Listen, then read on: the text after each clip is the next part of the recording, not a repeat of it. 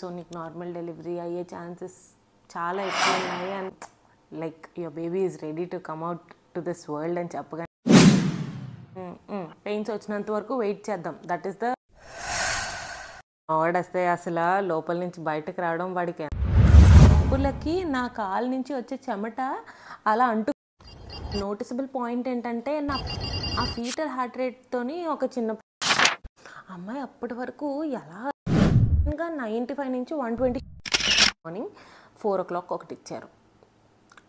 అసలు మనకి చీమ కుట్టినట్టు కూడా అనిపించలేదు. వాడి ఫీటల్ డిస్ట్రెస్ కూడా అవ్వచ్చు. మోషన్ ఏదైనా పాస్ చేసేస్తే ఇట్ ఈస్ ఎమర్జెన్సీ సీ సెక్షన్కి వెళ్ళాలి.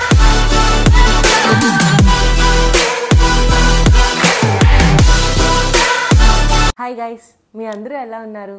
మేమైతే చాలా బాగున్నామండి.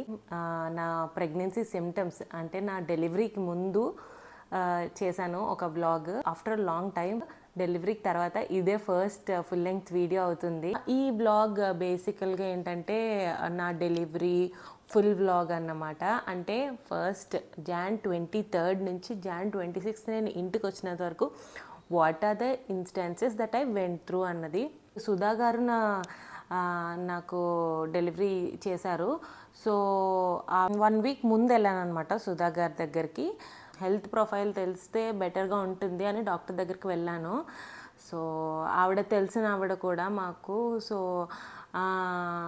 బేబీ అంతా బాగుంది, పెల్విస్ బాగుంది, సో నీకు నార్మల్ డెలివరీ అయ్యే ఛాన్సెస్ చాలా ఎక్కువ ఉన్నాయి అనడంతో చాలా హ్యాపీగా ఫీల్ అయిపోయాను అనమాట. ఎందుకంటే I was waiting for that moment.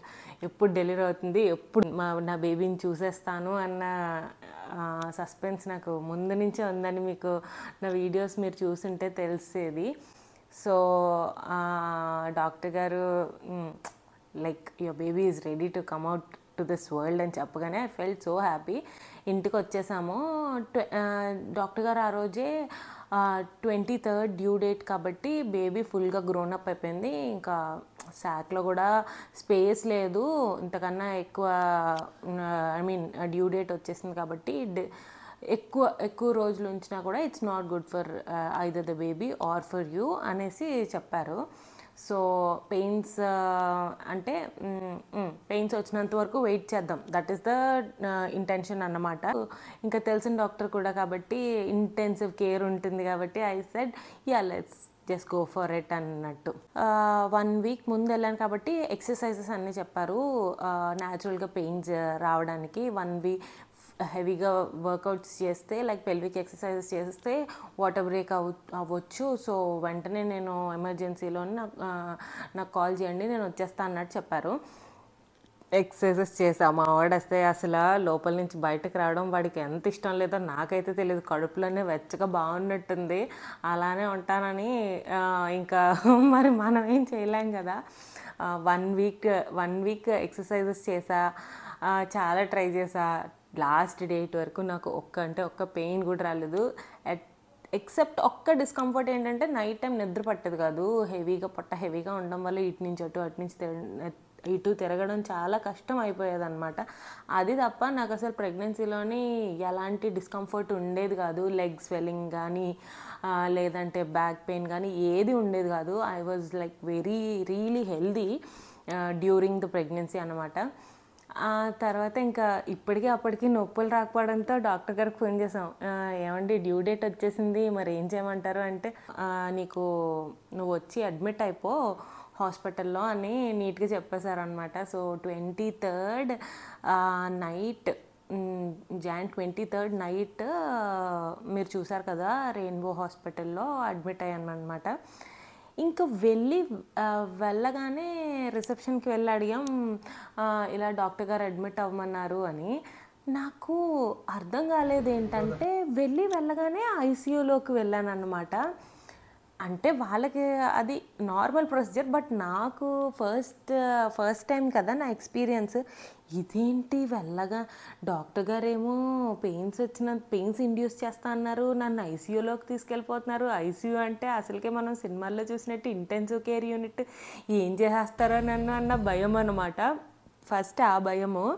తర్వాత అంటే లోపలికి వెళ్ళడం కూడా ఐసీయూ కదా, చాలా కేర్ తీసుకోవాలి. మన చెప్పులు వదిలేసి వాళ్ళు ఇచ్చిన చెప్పులు వేసుకొని లోపలికి వెళ్ళాలి. ఆ లోపలికి వెళ్తున్న కొద్దీ లిటరలీ నా కాళ్ళు, వాళ్ళు ఇచ్చిన చెప్పులకి నా కాళ్ళ నుంచి వచ్చే చెమట అలా అంటుకుందనమాట. అంటే అంత టెన్షన్ వచ్చేసింది నాకు.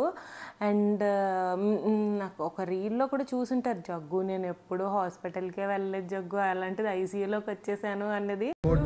హాస్పిటల్కి రాలేదు నేను, వేసేసింది. కాకపోతే ఏంటంటే జస్ట్ డ్రెస్ కొంచెం పక్కకి పెట్టి నాకు సిటీజీ పెట్టారనమాట. అప్పటికి నాకు అవన్నీ ఏం తెలియదు కదా, అదే ఫస్ట్ టైం పెట్టుకోవడం. సిటీజీ ఇలా ఏదో ఇలా పెట్టి కంటిన్యూస్గా ఫీటల్ హార్ట్ రేట్, అంటే లోపల బేబీ హార్ట్ రేట్ మెజర్ కంటిన్యూస్గా మానిటర్ చేయడానికి. అండ్ ఇక్కడ నోటిసబుల్ పాయింట్ ఏంటంటే, నా పక్క ఐసీయూలోనే ఒక 6 బెడ్స్ ఉన్నాయి. నా పక్కనేమో ఒక ఆవిడకి నార్మల్ డెలివరీ, ఇంకో పక్కేమో ఒక ఆవిడ చాలా బిందాస్ ఉండింది. సుధా గారేమో నా ఎదురుగా కూర్చున్నారనమాట. టేబుల్ దగ్గర 2-3 డాక్టర్స్ ఉన్నారు, ఆవిడ నా ఎదురుగా కూర్చున్నారు. వచ్చారు, నన్ను పలకరించారు, ఎలా ఉన్నది, ఏం తిన్నావు అనేసి అడిగారు. యాక్చువల్గా ఏం తిన్నావు గీత అంటే, నేనేమో కేఎఫ్సీ తిన్నా అక్క అనేసి అన్నాను. కేఎఫ్సీ తిన్నా అనేసరి ఇలా చూసి, ఓకే కొంచెం మిల్క్ అయినా హాట్ వాటర్ అయినా ఏదైనా తాగు అంటే, యాపిల్ తినొచ్చా అంటే, యాపిల్ ఉందా, సరే తినేసాయి అనేసి చెప్పారు. చెప్పిన తర్వాత మళ్ళీ ఫీటల్ హార్ట్ రేట్ చూసారనమాట. ఆ ఫీటల్ హార్ట్ రేట్తోని ఒక చిన్న ప్రాబ్లం అయింది. నా పక్కన ఒక అమ్మాయికి నార్మల్ డెలివరీ అని చెప్పా కదా, ఆ అమ్మాయి కంటిన్యూస్గా అరుస్తూనే ఉంది. అసలు ఆ అరుపులకి అది that was my first experience అన్నమాట. అంటే డెలివరీ అప్పుడు ఒక ఉమెన్ ఇంత పెయిన్కి అండగో అవుతుందా అన్నది ఫస్ట్ టైం నాకు కళ్ళారా చూశాను అన్నమాట.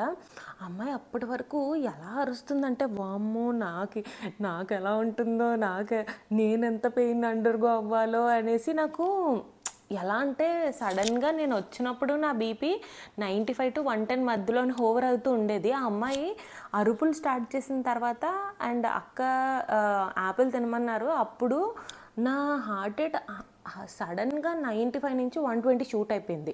120కి దాటింది కూడాను ఒక పాయింట్ ఆఫ్ టైంలో. అమ్మాయి అరుస్తూ ఉంటే నాకు భయం వేసేసింది, ఫస్ట్ టైం కదా చూడడం. అండ్ ఆ తర్వాత ఏమైందంటే, ఫీటల్ హార్ట్ రేటు మామూలుగా 160 లోపలే ఉండాలంట పెయిన్స్ ఇండ్యూస్ చేయాలంటే. ఫీటల్ హార్ట్ రేట్ చూస్తుంటే 175, 179, 178. ఒక్క పాయింట్ ఆఫ్ టైంలో కూడా నేను ఐసీయూలోకి వెళ్ళడం 10కి వెళ్ళాను అనుకుంటా. 10 నుంచి నైట్ 1 వరకు ఫీటల్ హార్ట్ రేట్ చెక్ చేస్తూ ఉన్నారు. Every half an hour gap ఇస్తూ ఒక హాఫ్ అన్ అవర్ చెక్ చేస్తున్నారు అనమాట. 2 hours గ్యాప్ ఇస్తూ 1.5 hour చెక్ చేస్తున్నారు.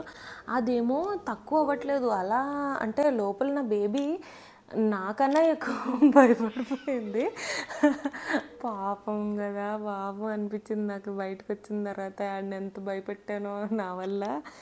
అంటే ఇది అర్థం చేసుకోండి, మన మీద ఉన్న effect maybe double or triple వాళ్ళు గ్రహించుకుంటారు అనుకుంటా. నాది 120 పెరిగింది.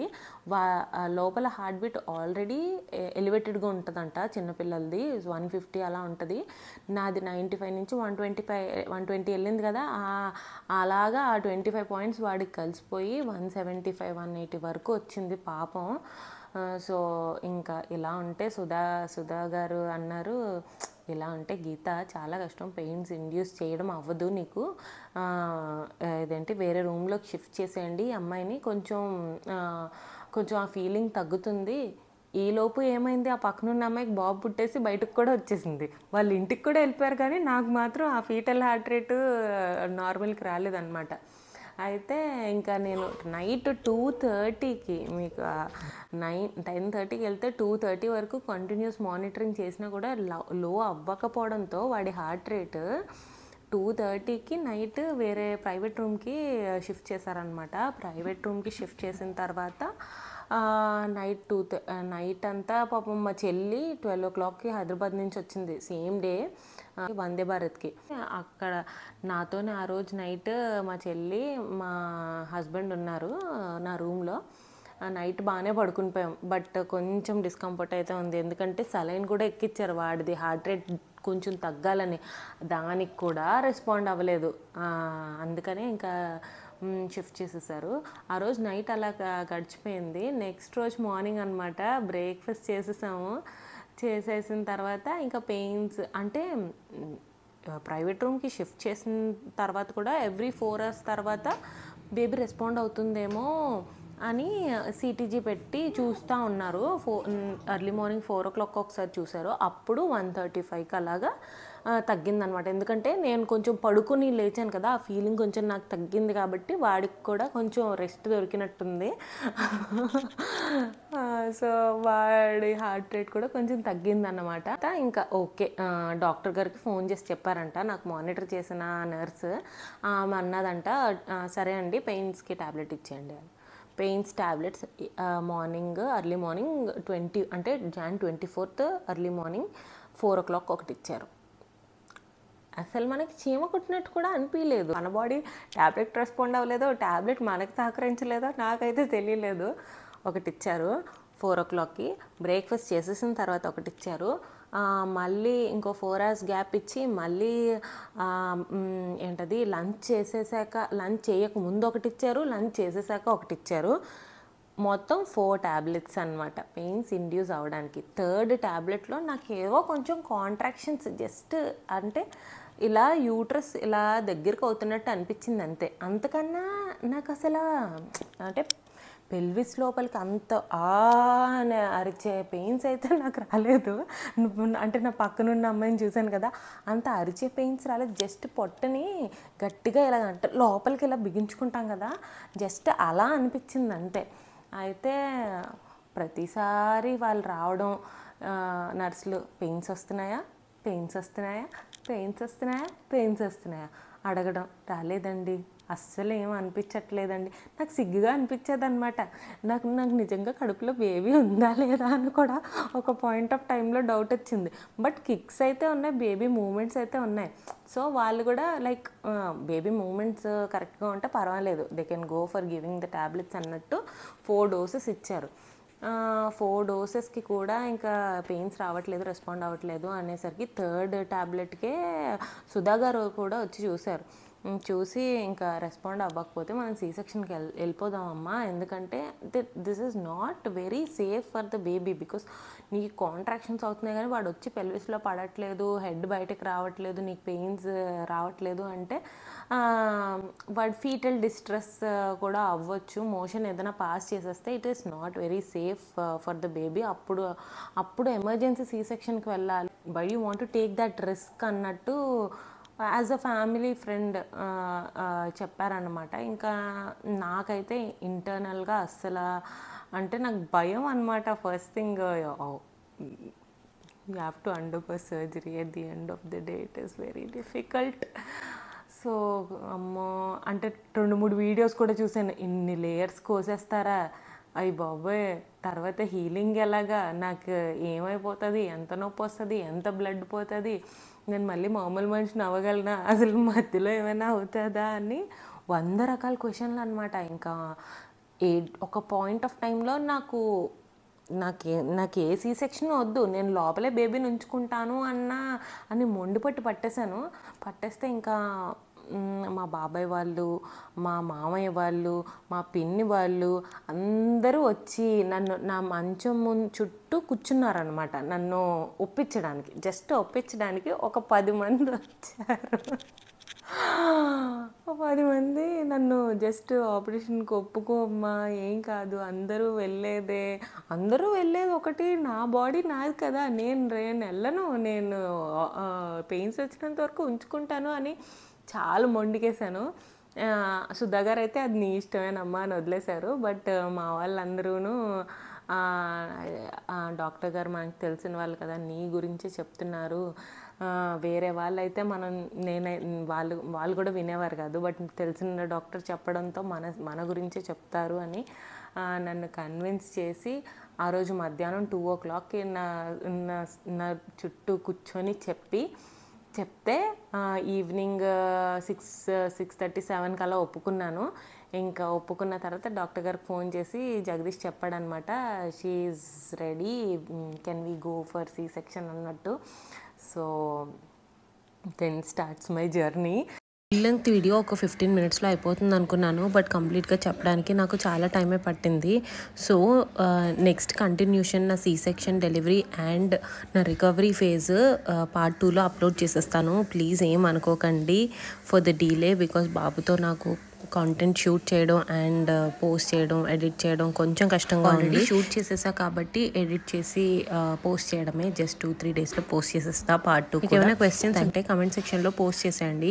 సో నెక్స్ట్ వీడియోలో అవి కూడా ఇంక్లూడ్ చేసి పోస్ట్ చేయడానికి నేను ట్రై చేస్తా. Until then by.